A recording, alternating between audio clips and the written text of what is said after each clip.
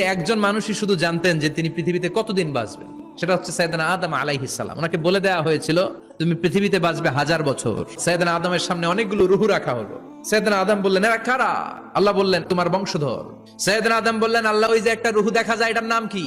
এটা তোমার ছেলে দাউদ, সে দুনিয়াতে নবী হয়ে আসবে। সাইয়েদনা আদম বললেন মাবুদ আমার ছেলে দাউদের কত বছর হায়াত আপনি দিয়েছেন? আল্লাহ বললেন মাত্র 40 বছর। সাইয়েদনা আদম বললেন মাবুদ এত ফুটফুটে সুন্দর আমার ছেলে দাউদ মাত্র 40 বছর দিলেন কেন? আল্লাহ আপনি বাড়ায়া দেন, আল্লাহকে বাড়ানো যাবে না, লেখা হয়ে গেছে। সাইয়েদনা আদম বললেন আমার 1000 বছর থেকে 60 বছর আমি আমার ছেলেরে দিয়ে দিলাম। আর আদম আলাইহিস সালাম পেয়েছিলেন 1000 বছর, 60 কমে গেলে রইল কত? 940 বছর পৃথিবীতে থাকার পরে মালাকুল মাউত চলে এসেছে, এসে বলল জিইতু আন আকবাদা রূহাক, রূহ কবজ করতে আসছি। আদম আলাইহিস সালাম বললেন রূহ কবজ করতে আসছো মানে আমি বাঁচবো তো 1000 বছর।